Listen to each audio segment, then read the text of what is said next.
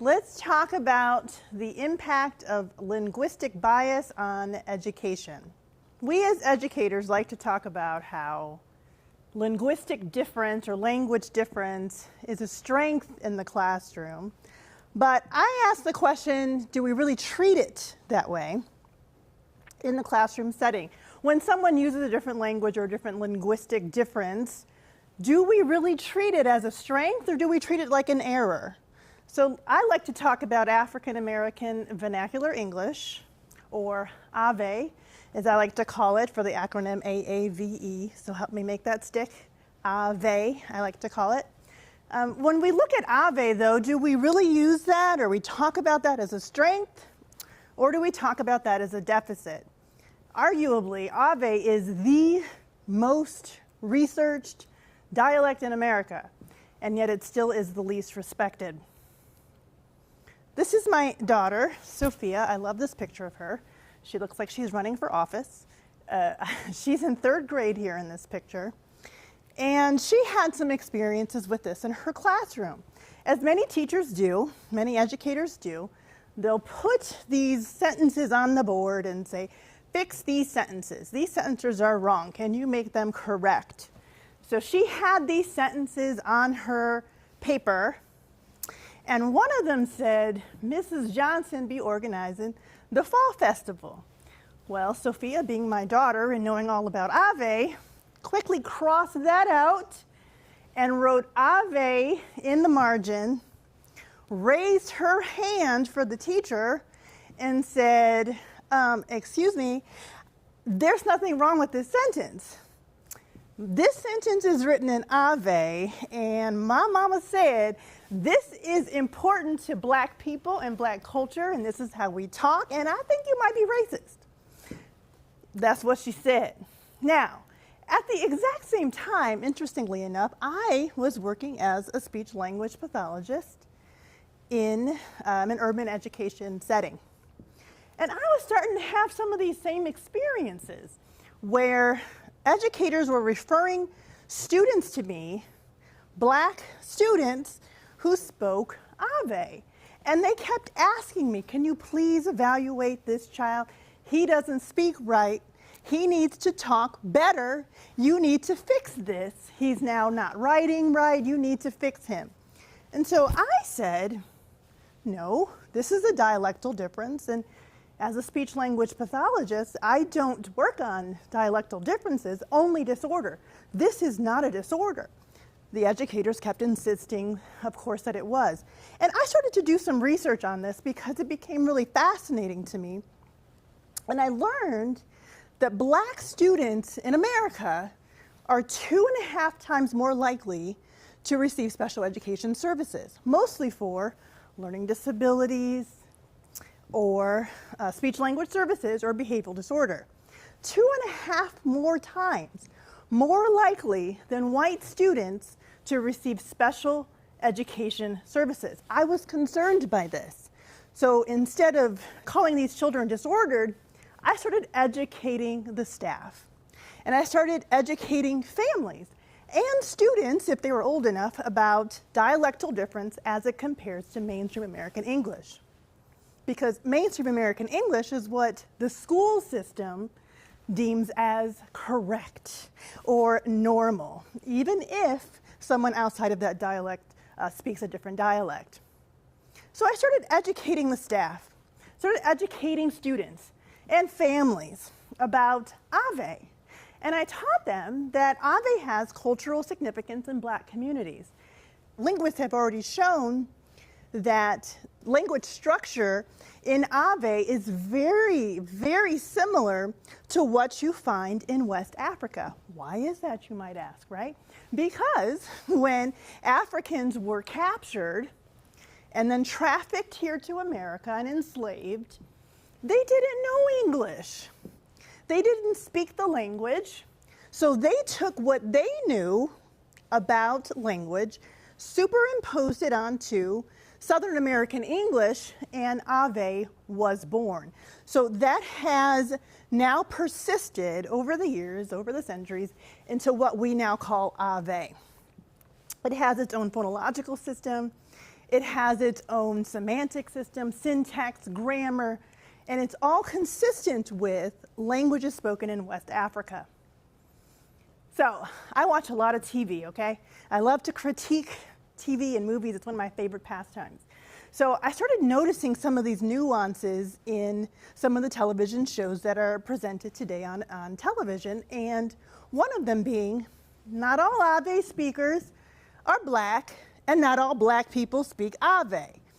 I think the TV show Blackish does a really good job of exemplifying that, and so does Shameless. It really does a good job in helping me explain to the students in particular, where some of these nuances come from. You talk like who you're around. Characters in Shameless in particular, it's a white family living on the south side of Chicago in a predominantly black neighborhood. So a lot of them speak AAVE. There's this one episode in Shameless where one of the characters is talking to his black friends and he's speaking in AAVE. And there's this brilliant translation at the bottom of the screen in mainstream American English to exemplify, for those who can't follow the conversation, here's what they're saying in your language. I thought that was brilliant. So I've kind of picked up on that, and I've started doing that when I talk to other people, namely other educators or other families and students about AAVE. So let's do a little bit of that here right now. So here's an example. I'm going to give you 3 rules related to AAVE, because there's a bunch of them, y'all. But I'm going to give you 3 today. I'm going to pick on the to be verb because many people pick on the to be verb. So I'm going to go ahead and exemplify for you how AAVE has linguistic rules, and it has a system, and it has meaning.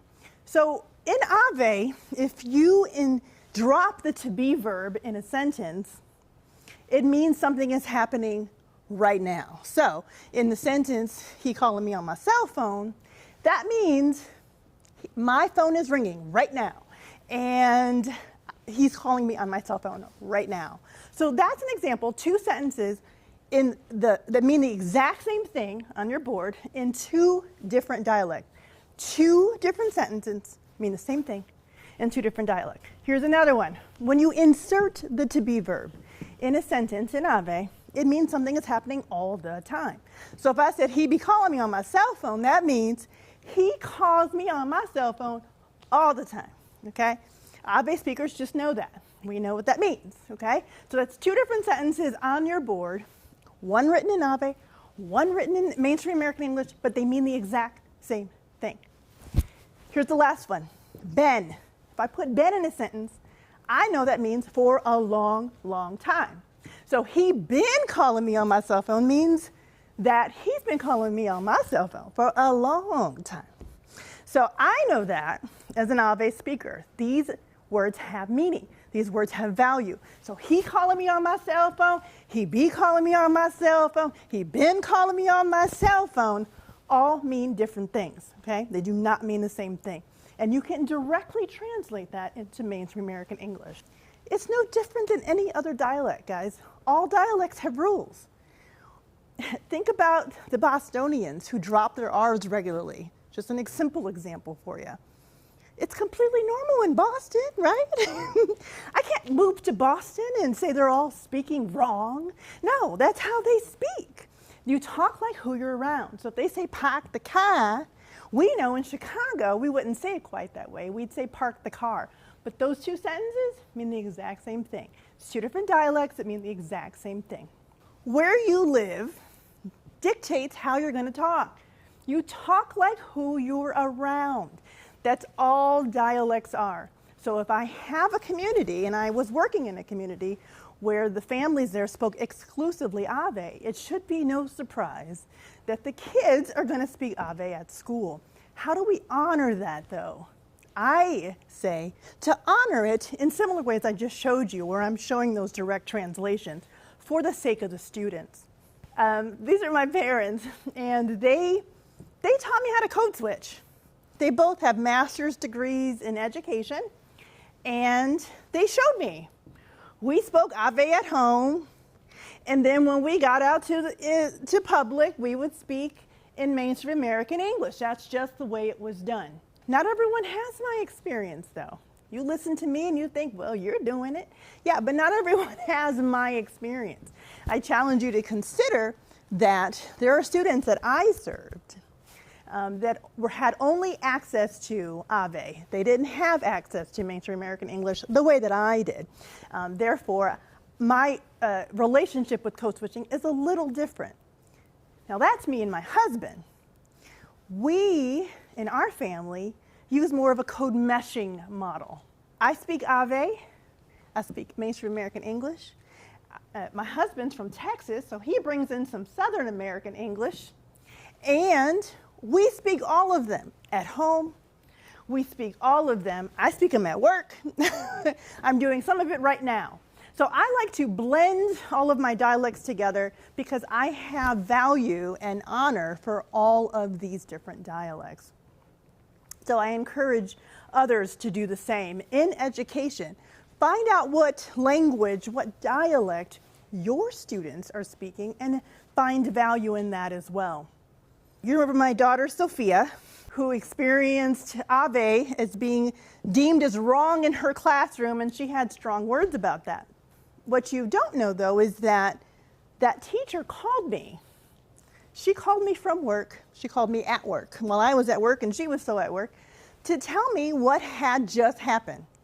And she said the whole class got an education on AAVE and its cultural significance from my daughter. The teacher said she took pause and thought, I've never thought of it that way. I've never thought of AAVE as anything else other than wrong. Now, mind you, this teacher happens to be black, like me.